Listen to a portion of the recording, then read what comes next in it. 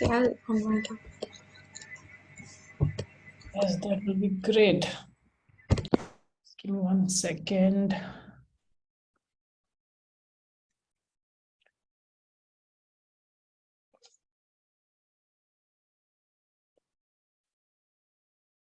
Okay, so there's something called a spotlight feature. I think you all can see just me and I can see you all. You can see me, right? Yes, sir. Great.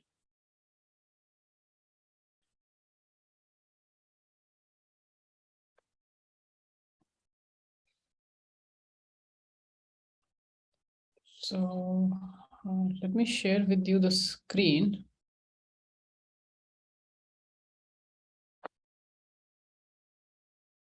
Okay, can you see the screen?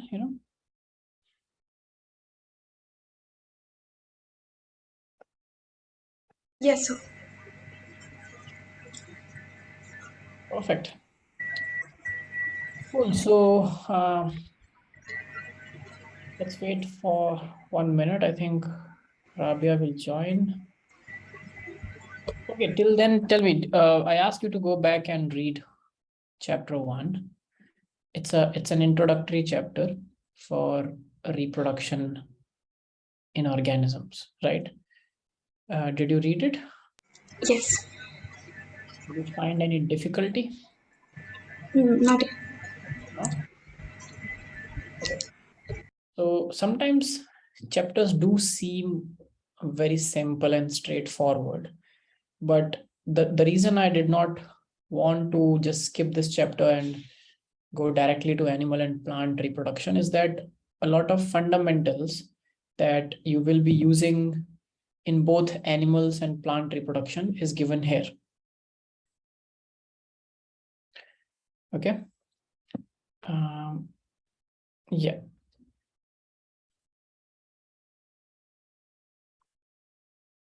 So let's start with some basics, like we always do. First of all, there are two terms that you can see here. One is reproduction, and the other is organisms, right? So let's start with organisms, which is more straightforward. So what do you understand by the term organism?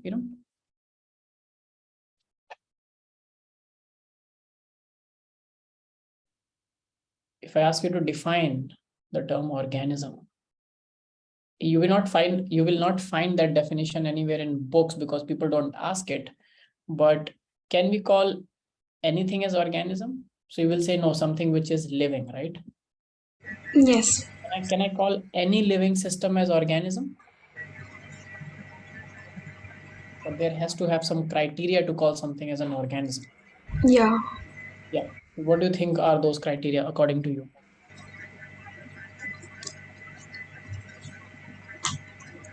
They should. Yes.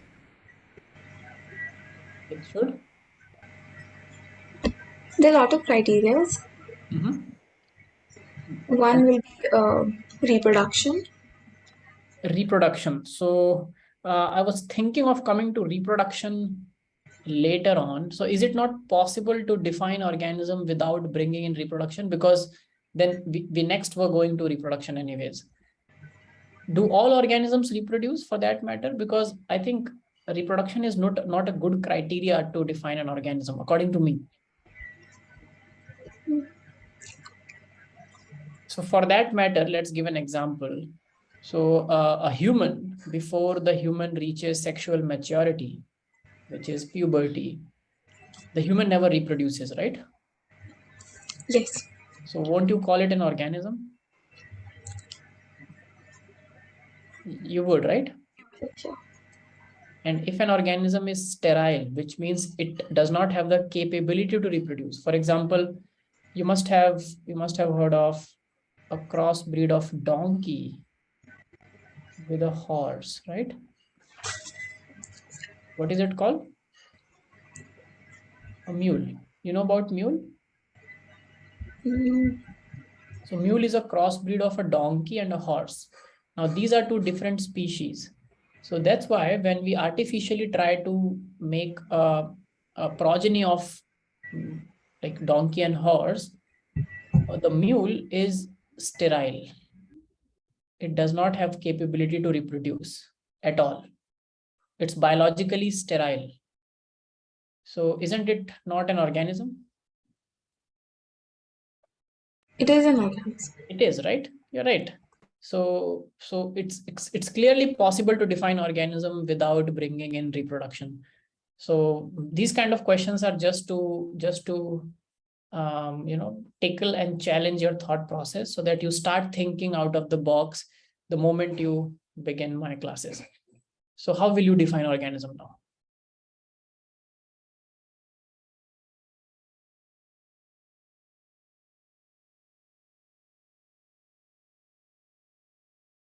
Okay, let me ask a very straightforward question. Is bacteria an organism? Yes. Can you call bacteria an independent organism?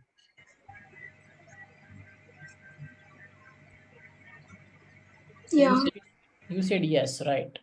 Yeah. You're perfectly correct. Now, is bacteria unicellular, multicellular? Unicellular. Unicellular, perfect.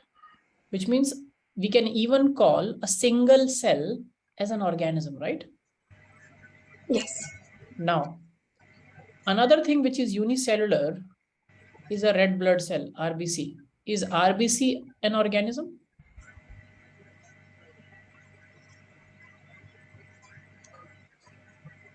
A red blood cell from my body or a white blood cell from my body, is it an organism?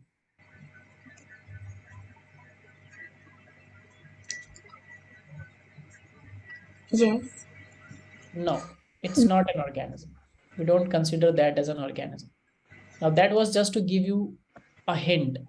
Can you now think across the line and tell me what is an organism and what is not an organism?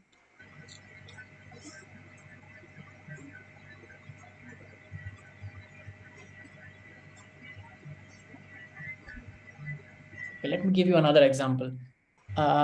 So let's say jellyfish, right? Yes. So there is something called box jellyfish. There is something called brain corals. So jellyfish is like, let's say it looks like a kidney. Okay. Bean jellyfish. It looks like a kidney. So is jellyfish an organism? Yeah. Yes, right. You're perfect. Okay, so in our body we have kidneys. So is a kidney an organism? No. No. Why? If you see jellyfish and a kidney, you will see that jellyfish also, is tissue, muscles. Kidney is also tissue, muscles. So what makes jellyfish an organism but not kidney, and what makes bacteria an organism but not an RBC? Jellyfish is multicellular, right? Yeah. So both of these are examples of multicellular organization. And this is unicellular. And Rabia has joined us. Good evening, Rabia. Am I audible and visible? Good evening, sir. Yes, sir, you're audible. Okay, great. So we are discussing reproduction in organism, but before that, we are taking one step back and figuring out some foundational concept, okay, about just the word organism.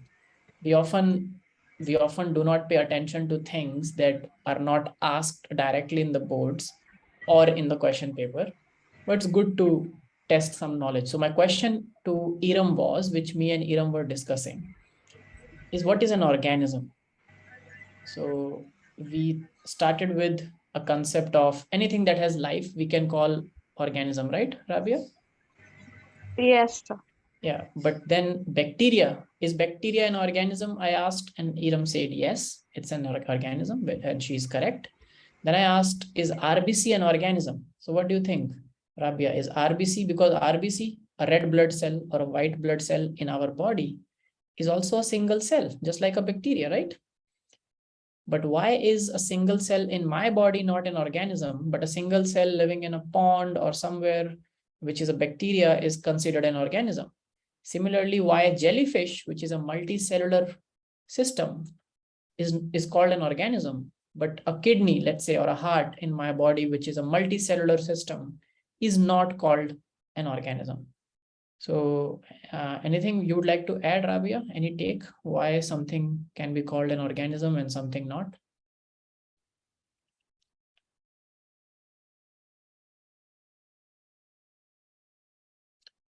What is one fundamental difference between a bacteria and a RBC and a jellyfish and a kidney? They can bacteria and jellyfish. They can perform functions on their own, but RBC and kidney cannot, I guess. Like RBCs can also perform a lot of function on their own, right? Well, yeah, you are correct. I'm not saying you're incorrect, but you have to elaborate on it. Like kidneys, it performs the function of filtration of the blood, right? Any other function? You are right. Actually, the right answer is in your sentence itself. But I'm just pushing both of you to that bullseye. Currently, you are beating around the bush. And I want you to reach there because I have reached there long back ago. So there's no point if I give you the right answer. It's just you knowing the right answer. But if you figure out the right answer, that's an achievement for you. You're right. So anything else? Would you like to elaborate on that functionality part? Because see, structurally, I proved to you that bacteria is a single cell. RBC is a single cell. You might say that bacteria is prokaryote, RBC is eukaryote, but there are also eukaryotic unicellular organisms like yeast. So structurally, there is not much of difference. Jellyfish is made up of tissues, kidney is made up of tissues. So you landed up to a point called functionality. You would like to elaborate, Iram or Rabia? Anyone?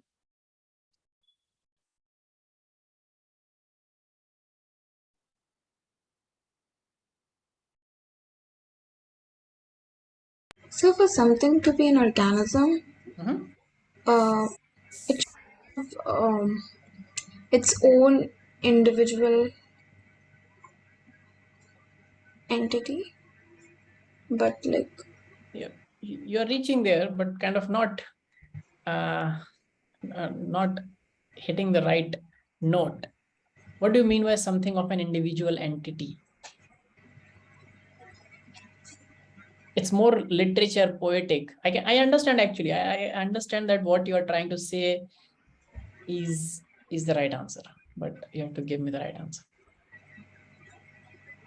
Rabia also touched the same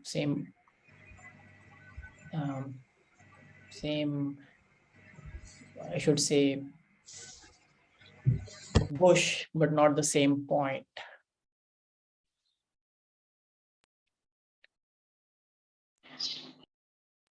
Sir, is it because I,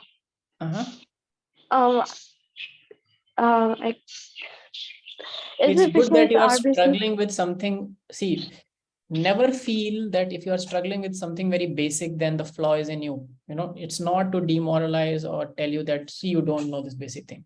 Actually, a lot of us don't know. And I'm 100% sure 30% of the teachers who teach biology don't know good fundamentals. So nothing to be, nothing to feel bad about.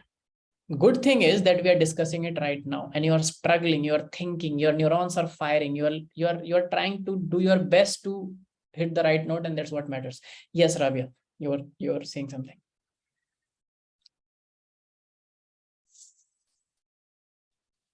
Sir, is it because RBCs don't have a nucleus, but bacteria do? Yeah, that will just differentiate between a eukaryote and a prokaryote. Okay. For that matter, if I take away bacteria, that's why I say it. So let's forget about bacteria. Let's say yeast. Yeast is a unicellular organism, right? It has nucleus also. RBC is a unicellular entity. It has nucleus, but that's not an organism. Just to remove the nucleus part.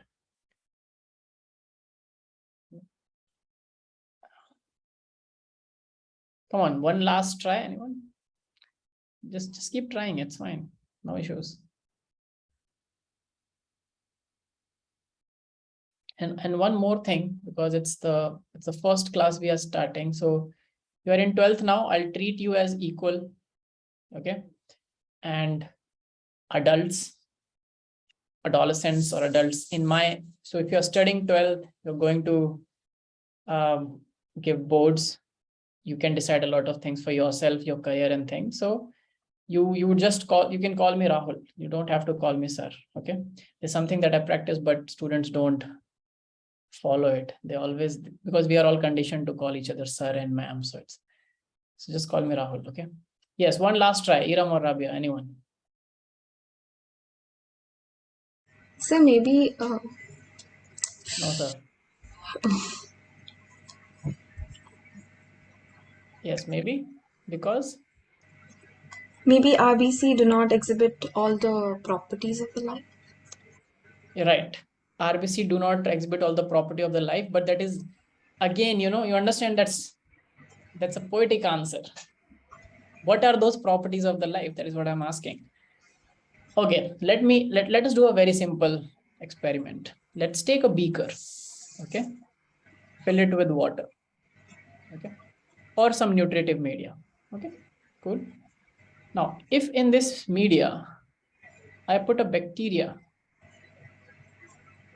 and check this media after, let's say, 1 day or 2 days, will I still find bacteria in that?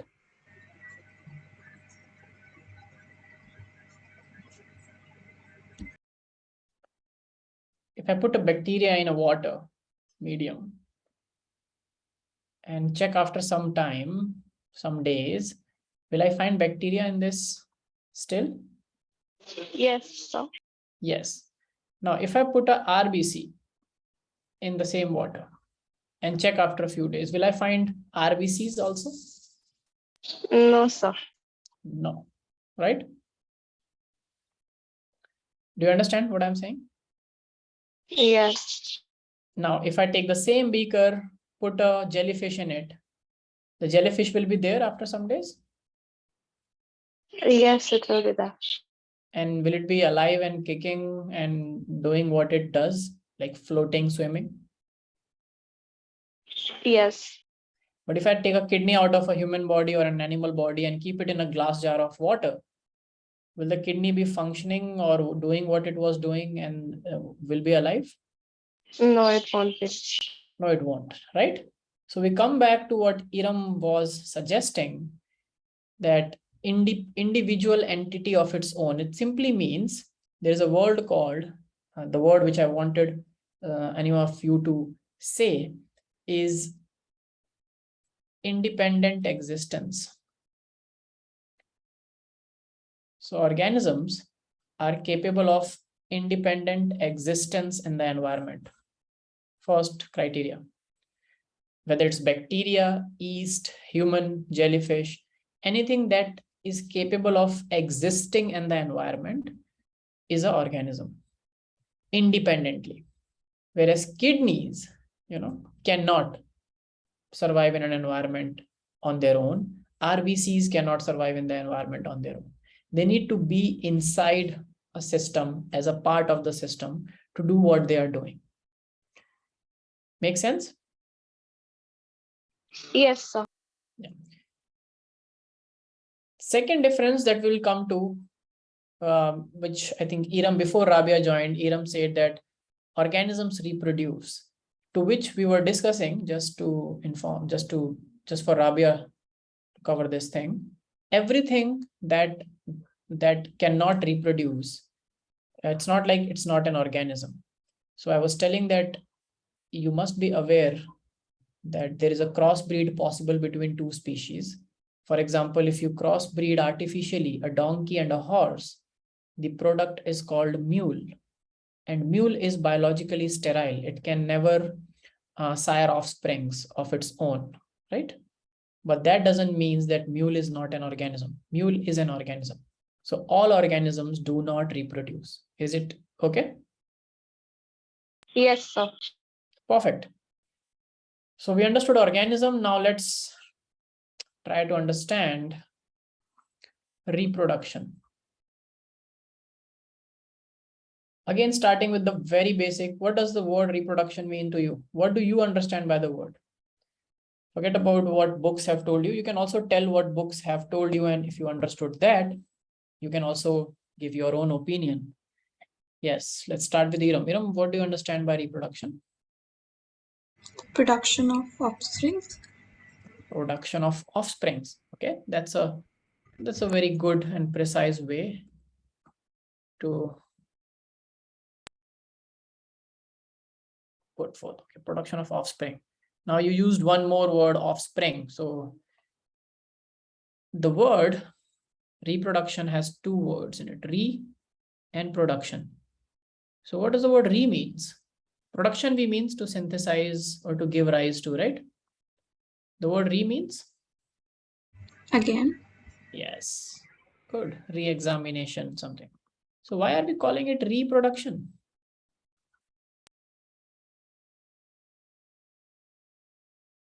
Why not just production? Why reproduction? Because here you said production of offsprings is called reproduction. So there is one rule, okay?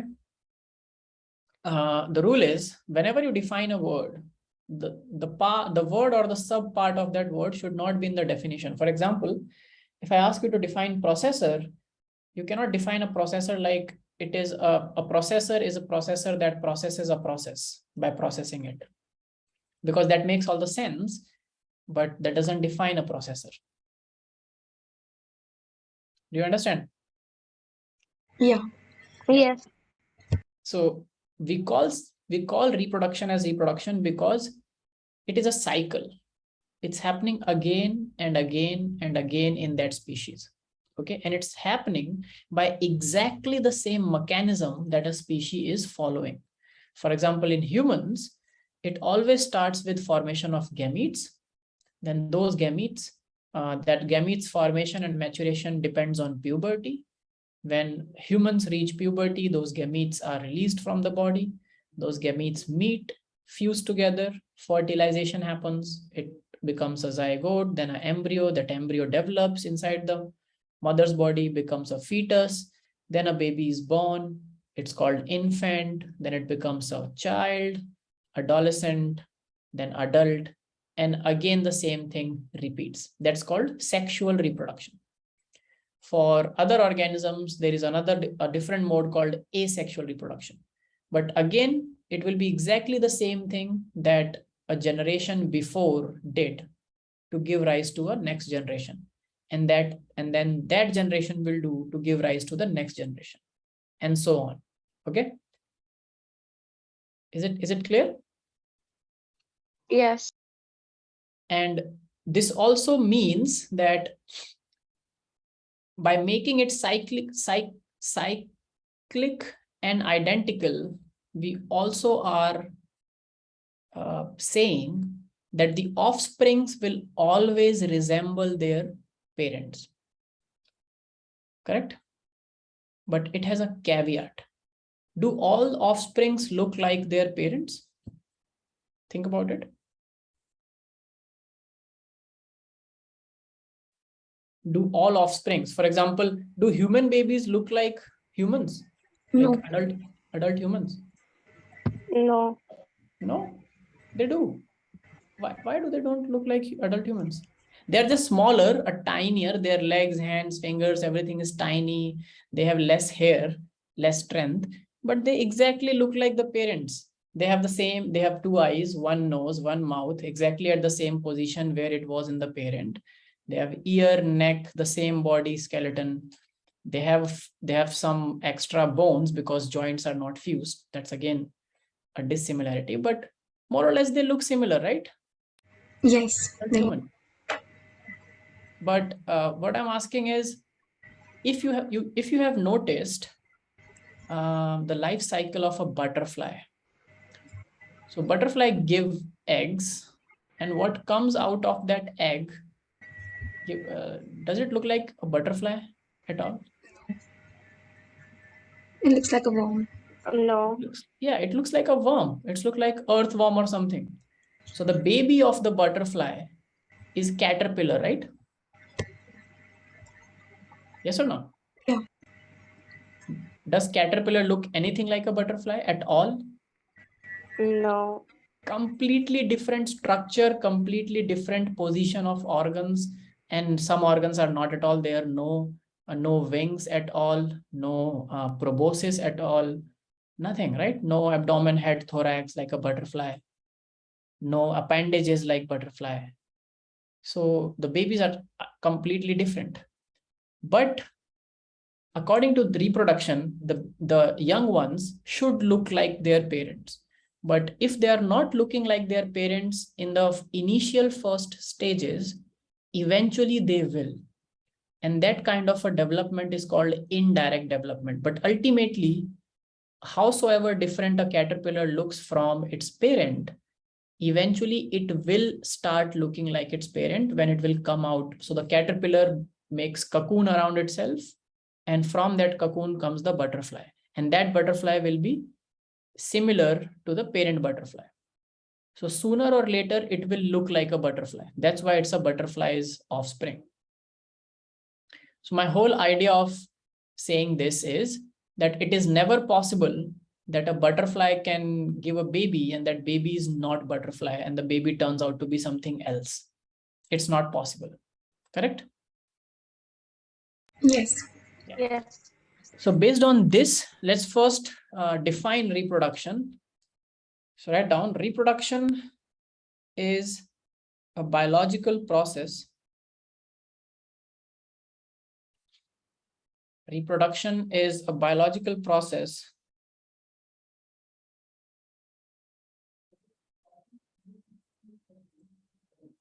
where an organism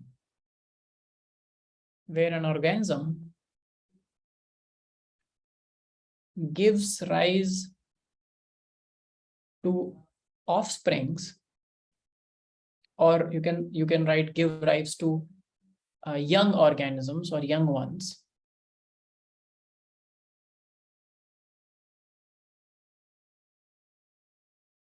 similar to itself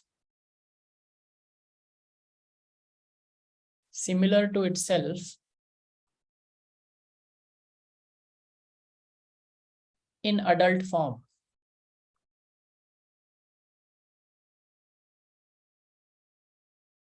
Similar to itself, which means similar to parent in adult form. Now you understand why I'm writing the adult form and why is it important? Because all the offsprings might not look like the parent in the beginning, in young stages. Okay. Is that point clear, both of you? Yeah. Yeah. Yes. Now, you might say that butterfly is invertebrate, it's an insect. So it of course, it will be very different from higher organisms, but it's not like that. Even higher organisms show forms, young forms, which are not like their parents. Anyone would like to give an example of a higher organism or a vertebrate? Yes, sir. Yes. Frog. Frog. Perfect example. So what are the babies or the offsprings of frog called? Tadpole. Tadpoles, right? Rabia, Tadpoles. have you seen a tadpole or a frog? Yes. Yeah. Yes. So do the tadpoles look anything like a frog? No, they don't. What do they look like? They look like small fishes type. Fish. Yes, they look like fish more than they look like frog at all because they have no limbs. Instead, they have fins and their body is streamlined like a fish, and they live in water and they swim in water like fish. Okay, but they are not fish. Eventually, they will start growing and growing, and their tail, which is fin-like, will start reducing, and their limbs will start growing, and ultimately it will become a frog after some time. So this is also seen in higher organisms which are vertebrates, which have vertebral column and bones in the body. This kind of development is called indirect development. So after reproduction, there are two ways an organism can develop. First is called direct development. And in today's class, I will cover a lot of concepts, okay? We will not strictly go by NCERT, but we will cover a lot of concepts from reproduction unit. We will make a foundation, and then we will start rising up our multi-story building on top of it. Is that clear? Okay. Yes. Perfect. So keep writing. First is direct development. And now you understand this term. The direct development means right from birth, the young ones look similar to their adult parents and they grow just like their parents. That's called direct development. The second is indirect development. Now, in indirect development, as we discussed, there are stages that do not look like parent, and those stages are called larval stages, larvae, or in case of insects, it's called nymph stages, a larva or a nymph. So whenever you hear the word larva, if I say larva of a housefly, or larva of a cockroach, or larva of a butterfly, it clearly tells you that it's a young stage of the same organism, but which looks very different from the adult form. You use the word nymph also in some organisms, which again tells you a younger stage, but which looks different from the adult parent. Okay. And in indirect development, there is a process that happens which is called metamorphosis. Now, it is this word for which I explained everything to you. Anyone knows what is metamorphosis? Iram or Rabia? Or anyone would like to give a shot? What is metamorphosis? So it is Go on. a type of indirect development. Of course, not a type. Metamorphosis, indirect development, when it happens through the process of metamorphosis. I'm asking, what is metamorphosis? And I'm training you in biology to always go to the word. The word itself contains the answer. It has two words, meta and morphosis or morph. Where have you read the word morph before? I'm very sure 11th class was full of morphs. There was a whole unit called morphology of flowering plants, right? Was there? Yes. Yeah. Yeah. So what does it mean? Uh, What does morphology mean? like Rabia.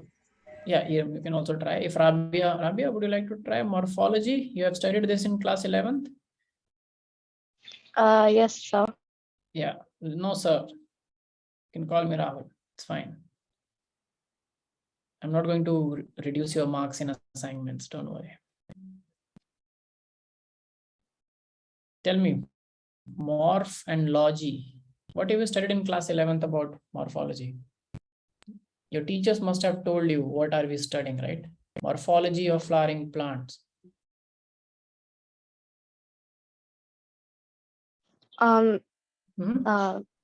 Study of the flowering plants, probably. Study of the flowering plants. Well, what are you studying of the The flowering parts plants? of the plants. Parts of the plants. Perfect. So parts means what parts? Can you name some parts? In the flower? In the morphology of flowering plants, what parts were you studying? Is my question. Stamen, pistil, stigma, style, Yeah. ovule. I think this you were studying mostly in yeah. Okay, cool. You are also studying stem, roots, leaves, right? Yes. In morphology of flowering plants. And then there was another unit called anatomy of flowering plants, right? Yeah. What were you studying in that?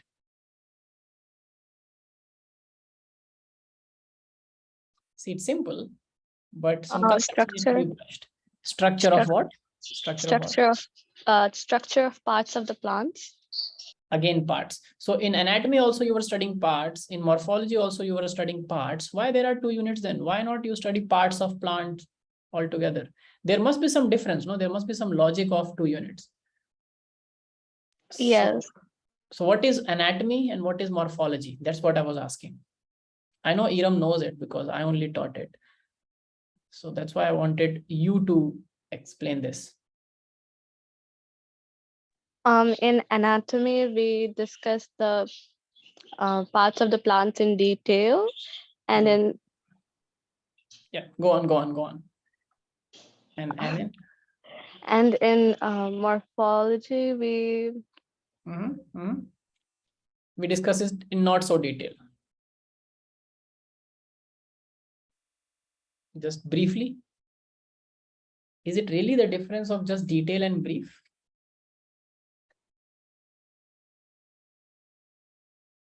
Okay, let me push you to the right answer.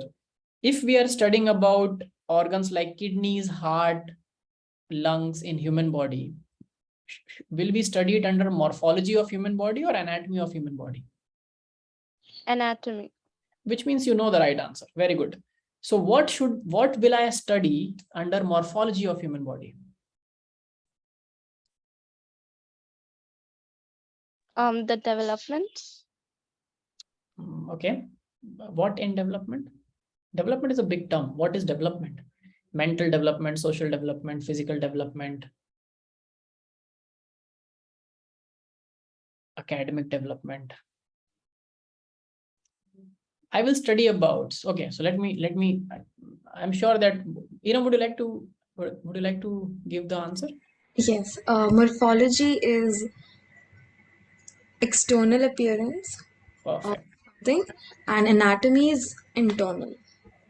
Yes, the most important difference, and I'm sure that Rabia knows it deep down. She's like, oh yes, right.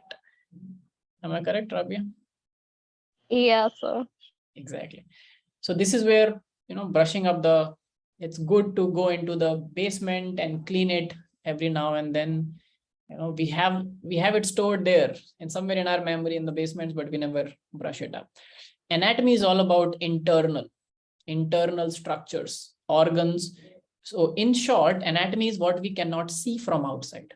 I cannot see my heart, but if I study my heart or study human heart, I'm studying anatomy. For that, I have to cut open the body and go inside. Morphology, I can just study from the outside. Okay. So anything which you see from outside is called morph. Morph means the word morph. So let's start making your biological dictionary. Put down the first word, morph. M-O-R-P-H. Morph means appearance, external appearance. Okay. Is it clear, both of you, Iram and Rabia? Yes. yeah. So morphosis is clear. It talks about external appearance. What is meta? Meta. Huge. Huge. Great. Meta means huge or large or widespread or global. Meta basically comes from global word, which means the impact or it's a big phenomena. Metamorphosis together means a large change in appearance of an organism. So a caterpillar went into a cocoon, and what came out of a cocoon was nothing like a caterpillar. So it's almost like magic, right? You put something in the box. So it's like magicians put a ball in the box and then open the box, a pigeon comes out. And you're like, oh, that's magic. Why is that magic? If he puts in a ball and takes out a ball, you will say, this is not magic, this is logic. Ball will go in, ball will go out. But if you see in a cocoon, caterpillar goes in and what comes out is a butterfly, correct? Huge change in appearance. So whenever an organism develops through indirect ways, indirect development methods, there is a drastic change from the young stage till it reaches the adult stage. So that whole process is called metamorphosis. Large change in its external appearance, because that is what we can see from outside. If you study the anatomy, there will also be huge changes in the anatomy. But the process is named after what you see from outside. You see a larva forming a cocoon and a butterfly coming out of it. Do you understand what is metamorphosis, everyone? Yeah. Rabia, any doubts in this? No. No. Yes, so write down metamorphosis. It is the process through which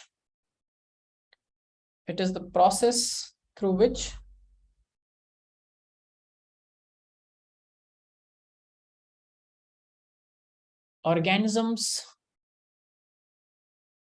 show indirect development. Organisms show indirect development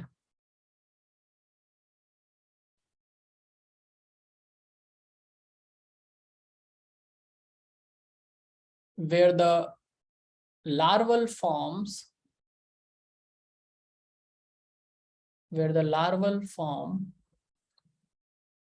undergoes drastic change in its appearance.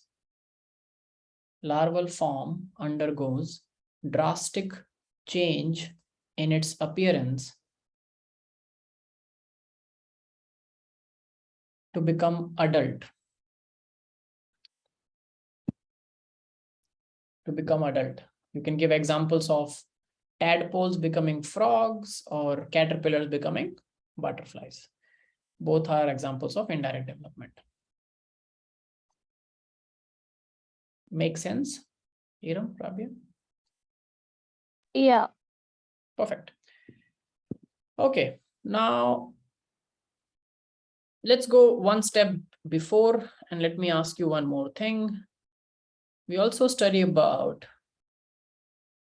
in junior classes, you have studied about two modes of reproduction, which is sexual reproduction and asexual reproduction, right?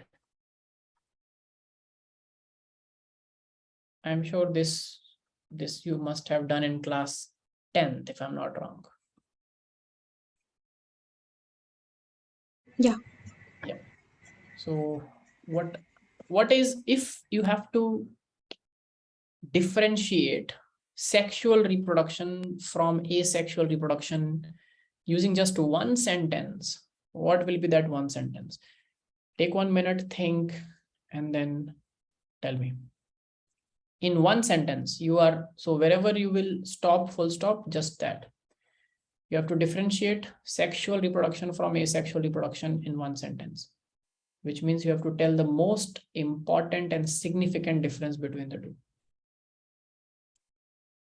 Let's see if you remember that significant difference. Yes, Iram, you ready? Yeah, I'm ready. Yeah. In sexual reproduction, two opposite sex participate to reproduce, whereas in asexual, only you require one parent. Yeah. So that's what I was thinking you will answer. And that's not the most important. What if I say that is an important difference, but that is not the most important difference? I'll tell you why. And you should ask me why. You should not just believe that I just cold played your answer. You should ask me why is that, but I'll give you that answer. Don't worry. Rabia, would you like to try? I think it became a little easier for Rabia now because. Yes. Yes. Yeah. Tell me. In sexual reproduction, there are variations in the offspring. No. You are right. Again, in sexual reproduction, there is a lot more variation in the offsprings than in asexual reproduction, but that is not the most significant difference. And I will also tell you why, but let me give you a short answer. There are possibilities by which even asexually reproducing organisms can have variations. They don't just teach you in NCERT. Till 11th, they did not teach you that, but in 12th, you are going to study those processes. But asexually reproducing organisms can also be varied. And in fact, they are. And I'll just explain you why and how. One last chance. Both of you have given one attempt. So anyone who raises hand first now can give that answer.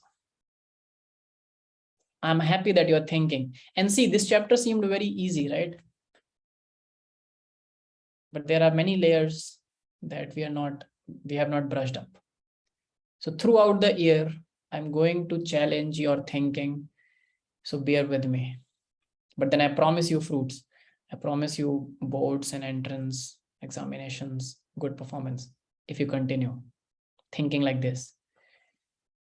One last chance. What is the one most significant difference between sexual and asexual reproduction?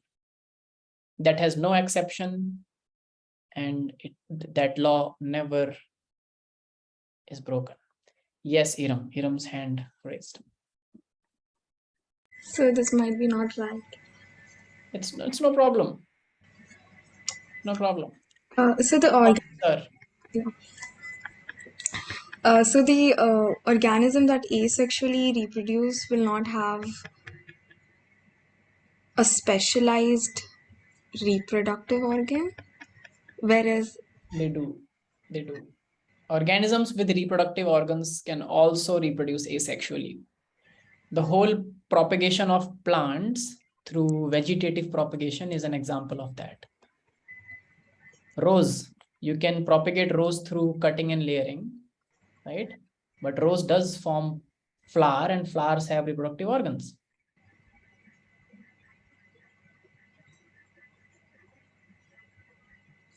Okay.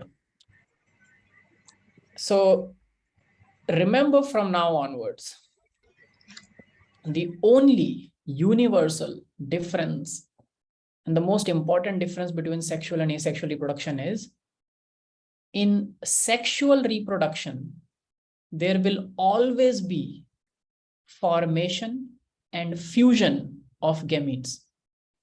One line, no exception anywhere in the world in biological system. So I repeat myself, in sexual reproduction, there will always be formation and fusion of gametes, two different gametes. Is it clear? Yeah. And I know that you knew this also, both of you. And you're like, oh, yes, right. And if you're feeling that, it's a good sign because things are there in your basement. We are just bringing it up on the first floor. In asexual reproduction, there may be formation of gamete, but there is never fusion of gametes involved. So what I'm saying is exactly what Iram was saying, opposite to that. It is totally possible that an organism has gonads, which means sexual organs. It is also possible that organism is also producing gametes, but in spite of this, the organism can decide under some conditions to reproduce through asexual modes. So it has gonads, it forms gametes, but those gametes never fuse. Okay. If a fusion, the word fusion is crucial, which differentiates. So sexual is all about formation and fusion of two different gametes. Is it clear? Yeah. And in asexual, formation might take place, but there is never no fusion of gametes. Now, coming back to both of your points to give you satisfactory answers why I negated your points. So this is the first most important, ranked one. After that, you can write what you said. That will be regarded as correct answer, but all of those has exceptions. So Iram said two sexes, right, Iram? Two sexes are involved, you said, always in sexual reproduction. And in asexual reproduction, only one sex is involved, right? Asexual reproduction can also be shown where there is no sex. So there are organisms which show no sex. There is no sexuality in those organisms. For example, bacteria. Bacteria has no sexuality. There's not a male bacteria and a female bacteria, right? Even that can show as asexual reproduction. And talking about two sexes, you are correct. So did you use the word two sexes or two parents? Two sexes. Two sexes. So you are more towards correct. So if you are using the word two parents, that's not at all correct biologically, because an example is earthworm. So there are organisms called hermaphrodites. You know about this word, hermaphrodites? Yeah. Yeah. What are it? What are these? In those organisms or animals, the male and female reproductive organ is present in that animal. In the same body. So in Yes. short, I can say both sexes present in same body, right? One body, two sexes. That's hermaphrodite. Okay, and hermaphrodites undergo sexual reproduction with just one body. But yes, there are two different sexes which give rise to two different gametes which can fertilize among themselves. That is called self-fertilization. And because there is fusion of gametes, it will be considered as a sexual reproduction, even if it is happening with just one body, one parent. Is that clear, everyone? Yeah. Very good. Perfect. So that's sexual versus asexual reproduction. Now, let's also talk about gametes for some time. We are writing this term gamete. What are gametes? These are the fundamental basics. So what do you understand by gametes, Rabia? I hope you're noting down these things. If you want me to repeat something, please feel free, okay, to say that I repeat those things. If not, tell me, what are gametes? They are the reproductive cells or of the animal. Perfect answer. In short, you can call them sex cells, right? So calling them sex cells is better than calling them reproductive cells, because reproductive cells can also be those cells which enhance reproduction in an asexual organism. But gametes define sexes.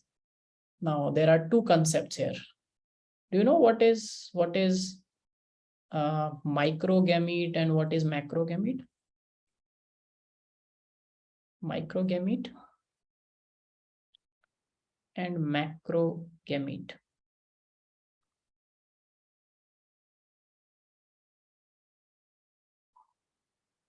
No, sir, not really. No? What does the word micro means? Small. Perfect. And macro means? Big. Big, large, right? Remember now, from now onwards, in biology, this is the standard notation. The word microgametes are always used for male gametes, mostly. Now, there are some exceptions, but microgametes means male gametes, because male gametes often, most of the times, almost all the times, are smaller than female gametes. Because male gametes are, what are male gametes called?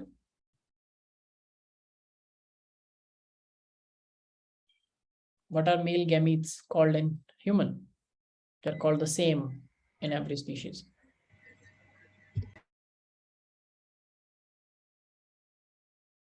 It's called a spermatozoa, right?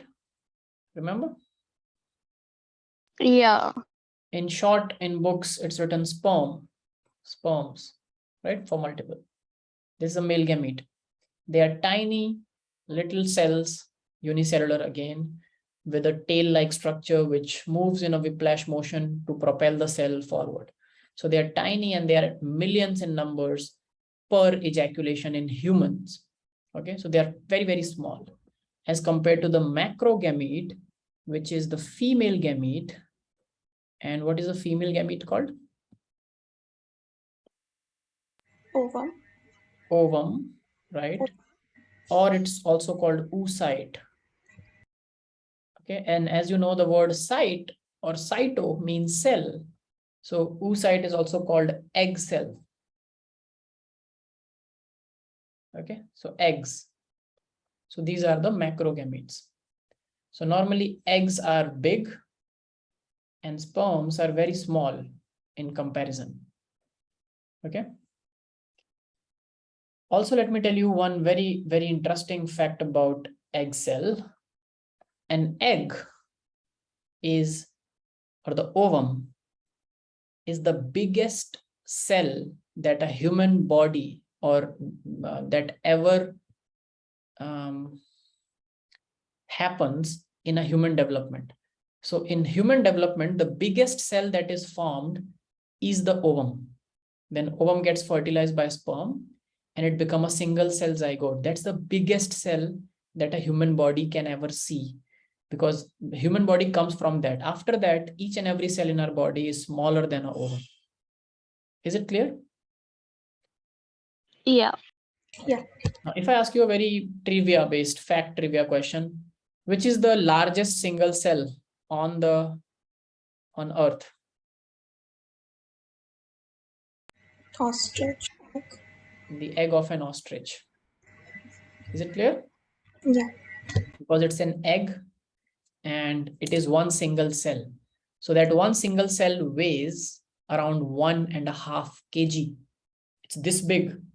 Imagine about dinosaur eggs. When dinosaurs were there, those were the biggest single cells.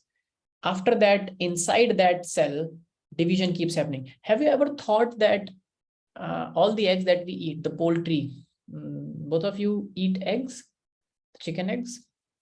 Yeah. Yes. Yeah. And those are unfertilized, right? Those are the poultry eggs, which are unfertilized now for increasing their shelf life. Have you ever given a thought that you are eating a single cell? It's one Yeah. single, it's one single cell that you are eating. You can hold it in your hand, right? Because it's unfertilized. Anyways, so egg cell is the biggest cell. So microgamete, macrogamete, the concept is clear? Yes. Yeah. Now, there are two more terms in reproduction that we will encounter often, and this will be the last thing for today that I will take. One is called fertilization. I think you know about fertilization, right? And Yes. the other term is called syngamy. I'm not sure if you have heard of syngamy or studied about syngamy often. So let's go to fertilization. What is fertilization, Rabia? Fusion of two gametes. Fusion of two gametes. And what is syngamy? Any idea? Fusion of two cells. Fusion of two cells. Okay, but I don't see any word cyto here. It's not syncytium or syncyto. It's syngamy, which means it's talking about gametes. Something about gametes. But you both are right. Syngamy is a subset of fertilization only. Fertilization is the overall process by which a male and a female gamete fuses and fertilizes each other to make a zygote. So that's fertilization. Fertilization includes the overall process of sperm moving towards the ovum and one sperm penetrating the ovum by degrading the outer walls of the ovum. Then the nucleus goes in. So what happens is, this is ovum, let's say, and a sperm encountered and touched the wall, cell, plasma membrane, and successfully only the head enters inside. You know that because head has the nucleus, tail and everything stays out. Now this nucleus will move towards the already existing nucleus in the ovum. And when it will come close enough, they will fuse together. Okay. So this whole process is fertilization. But this very specific process of union of two nucleus, one male nucleus and one female nucleus, that is called syngamy. Is it clear? Yes. Yeah. So hang on. Syngamy is the specific event in fertilization. The word syn means coming together, gamy means gametes. So the specific event in fertilization where the male nucleus fuses with the female nucleus to give rise. So can you repeat, please? Yes. and don't call me sir, okay? Syngamy is the specific event in fertilization process where the male nucleus fuses with the female nucleus. And these both are haploid nucleus. We will talk about haploidy later on, but just write in bracket haploid to give rise to a diploid zygote nucleus. To give rise to a diploid zygote nucleus. So why this word is important is because from this point onwards, it is no longer a gamete. The identity of gametes is lost. The moment the male nucleus touches the female nucleus and it fuses together, from that point onwards, it is called a zygote. It is no longer called a gamete. Okay, it is still the same size, it is still the same shape, it is still a single cell, but it is not gamete anymore. Is that clear, Iram and Rabia? Yeah. Okay, great. So what I want both of you to do for the rest of the days in this week before you meet me on Monday is finish chapter 1, and on Monday I will in a little fast forward mode go over asexual reproduction first, and we will go to the concept of fusion. So we have reached till syngamy. We will take from here, we will look at zygote, embryo, fetus, etc. And then we will come to asexual modes of reproduction. So I want both of you to stay a step ahead of me and take it as the structure of the class will be like you will stay always one step ahead of me in terms of reading, and then I will conduct the class. You will be better prepared for discussions, and I will challenge and test all the concepts, and you will learn better. Okay, make sense? Yeah. Yeah. Okay, so I'll see you again next week.